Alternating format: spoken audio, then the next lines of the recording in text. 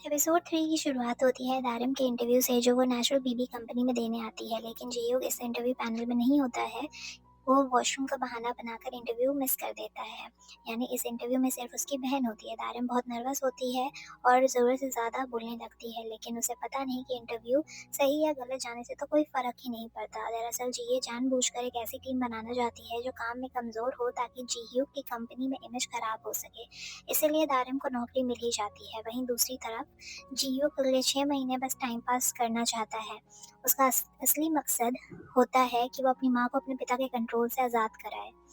उसका दोस्त ग्योंगमिन उससे काम में सीरियस होने को कहता है, लेकिन जीह्यो को कोई भी दिलचस्पी नहीं है। वह हायोंग से शादी करने में इंटरेस्टेड नहीं है, जबकि हायोंग उसे पसंद करती है। जीह्यो का दिमाग अब भी दारम और उनके बीते हुए कल पर ही अटका हुआ है। शाम को सोनू दारम को खुद पर भरोसा रखने के लिए कहता। वो उसे याद दिलाता कि कैसे बचपन में दारम हमेशा उसे पुलिस से बचाती। जब दारिम पूरी तरह से उम्मीद छोड़ देती तभी उसे नेशनल बेबी कंपनी से कॉल आता। उसे नौकरी मिल गई है। वह बहुत खुश होती है और सोनू के साथ सेलिब्रेट करती है। अगली सुबह वह अस्पताल जाकर अपनी माँ से मिलती है। उसकी माँ उससे वादा करवाती है कि वह हमेशा ईमानदारी से काम करेगी। इसके बाद दारिम अपने 6 महीने के इंटर्नशिप के पहले दिन ऑफिस पहुंचती है। ऑफिस में उसकी मुलाकात मदर टीएफ टीम से होती है, नानसुक, जिनही और गोयून से।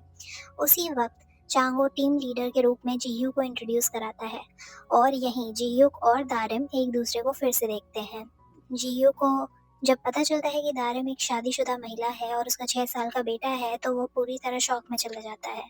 मीटिंग के दौरान वो बार बार उससे पूछता है कि क्या वह सच में शादीशुदा है। दारिम कंफर्म करती है। जीह्युक हंसने लगता है, उसे विश्वास ही नहीं होता।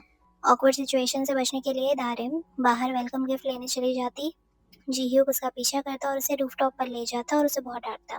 दारिम सफाई देती है कि उसने झूठ नहीं बोला था। उसने कहा था उसका बॉयफ्रेंड नहीं है, क्योंकि वह शादीशुदा है और उसका पति है। वह जीह्युक से रिक्वेस्ट करती है कि वह उस किस को भूल जाए और कहती है कि वह बस पति से लड़ाई के बाद हुआ एक पागलपन था। लेकिन जीह्यू को यह बात बहुत बुरी लगती है। वह उससे कहता है कि दिन खत्म होने से पहले वो रिजाइन कर दे।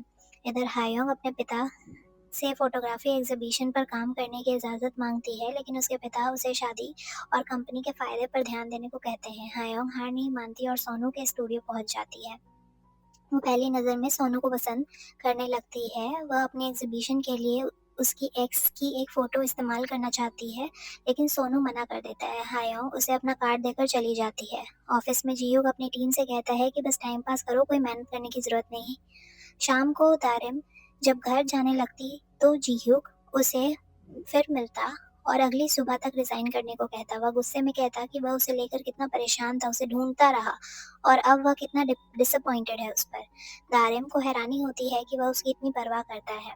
इसके बाद जीह्युक शराब पीने चला जाता। गवर्नमेंट उसे समझाता कि वह उस औरत को भूल जाए। अगले दिन जीह्युक दारिम से रेजिग्नेशन लेटर मांगता है। दारिम उसे चैलेंज करती है, अगर निकालना है तो वो उसे कानूनी तरीके से निकाले। जीह्युक को ये उम्मीद नहीं थी। बदले में जीह्युक एक प्लान बनाता है। वह अपनी टीम को एक ऑल नाइट प्रोडक्ट रिव्यू के लिए वॉलंटियर करता है। लैब ना मिलने की वजह से वह टेस्ट खुले कैंपस साइट में करना होता है। दारिम को बेबी मिल्क बॉटल्स का 180 बार टेस्ट करना होता है और पूरी रात भी जागना पड़ता है। जी ये चोंगू को दारिम पर नजर रखने भेजती है।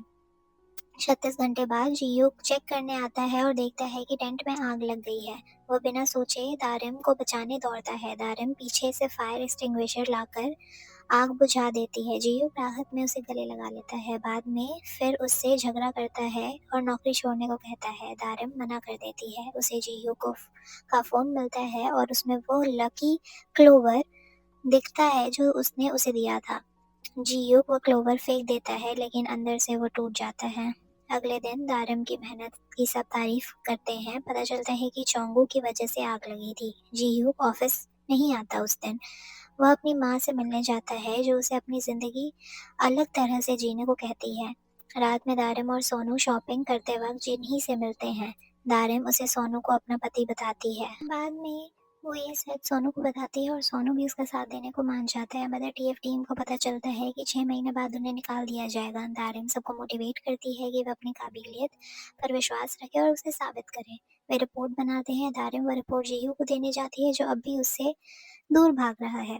पुल में जीयू रिपोर्ट पानी में फेंक देता है दारिम उसे बचाने के लिए पानी में कूद जाती है, जबकि उसे तैरना तो आता ही नहीं। जी-होक उसे बचाता है, दोनों की आँखें मिलती हैं और एपिसोड 3 यहीं खत्म होता है।